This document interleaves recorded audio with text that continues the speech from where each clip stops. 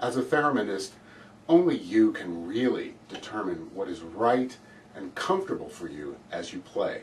My hope is that with these tutorials, we've done enough experimentation and exploration that you've really begun to find a way to be physically comfortable with your breath, with your body position, and with your body in relationship to the position of the theremin. These next tutorials are going to be direct descendants from way back in the fundamentals, lessons 13 and 14, moving towards free flow. Now we're going to bring the idea of expression into the free flow, which takes a little bit more of conscious effort. Lessons 13 and 14, I also called them playing without trying, and that principle is going to carry right over into this exercise that we do now. The irony here, of course, is that to get to that feeling where it feels like it takes no effort to play whatsoever and you're flowing freely, we have to consciously go after it. If we allow ourselves to just sort of fly around wildly and allow just pure intuition to take over during this phase, what you run the risk of is that your playing style will evolve solely as a way of minimizing your physical discomfort. You'll play fine, but everything you do will be designed to keep you comfortable. Your body will try to do that for you, as opposed to maximizing your comfort and maximizing both your playing from a technical standpoint as well as beginning to bring it out from inside as a mode of self-expression. And there's a double irony here, because while we as players consciously work to stay comfortable, your body already knows. It already knows how to stay comfortable. And that is what we're out to see right now. All you're going to do is close your eyes and move very much in a manner similar to what lessons 13 and 14 had you do. However, there is one constraint that we're going to place on this, which in a way represents the constraints that precision playing of melody and notated music puts on you. If you're playing soundscapes and compelling experimental noises, you have a freedom that is, to most, denied you when you are playing traditional or notated music. You've got to play the correct melody or it's a different song altogether. So this constraint is going to keep only one parameter, and that is that you move your arms in a balanced way, that is, symmetrically in unison. In the earlier lessons in 13 and 14, you could do anything. Now, I'm just going to demonstrate it for you for a few seconds. I want you to find your own movements rather than imitate me. So, it looks something like this, but you must find your own movements and be expansive. You can move back and forth. You can turn to the side. The main thing is that your arms move. Of course, your eyes will be closed.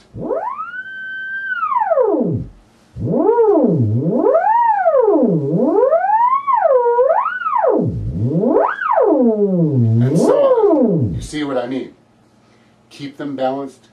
Do it with your eyes closed. And by all means, please videotape yourself if you have the ability to do so and watch these. Now, the length of time that you're going to do this for is only 37 seconds. And I'll cue you by striking a small bowl. And when the 37 seconds has elapsed, I'll strike the bowl again, you open your eyes, and I'll come back and tell you a little bit more. Are you ready? Close your eyes.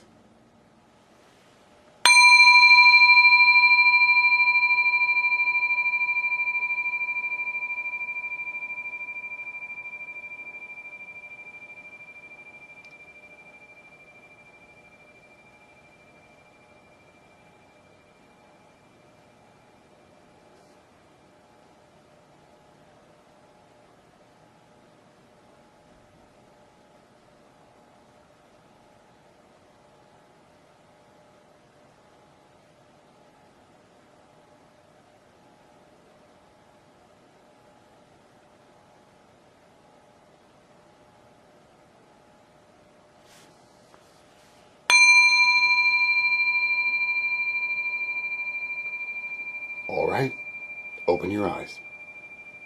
So, what was that like for you? How did it feel while you were playing? How long did it seem like you were moving and playing? Did you find yourself thinking any other thoughts? Did you open your eyes at any time during the playing? As you were moving, did you picture in your mind's eye the actual movements you were doing? Did you sort of see them in your imagination? And at any time while you were working, did you find yourself thinking, how much longer do I have to do this for? These are all questions you can answer for yourself. What I'd like you to do is return to this exercise often as you continue to practice over the next few days and possibly the next week or so. If your eyes opened at any time, either to check your position or out of feeling a little unsure, your eyes will eventually stay closed. Distractions will rarely occur to you, and nothing will actually form in your mind's eye in terms of pictures or imagining your movements. And the time that you do it for, the length of time, isn't going to seem long or short. It will just sort of be there. Now, one thing that I will absolutely bet happened to you this very first time, and that is that your body stayed comfortable. That there was very little tension. Now that's distinct from feeling uneasy from the idea of what you were actually doing, the action of doing what you were doing. I'm talking about physical comfort and relaxation. I will be willing to bet you that your body felt very comfortable the entire time because you let go just into that exercise with that one symmetrical hand parameter. It's only when you try to force things, try to force perfection on yourself instead of letting it happen, force the melody to be too fast before you're really ready, that tension and things like that actually occur.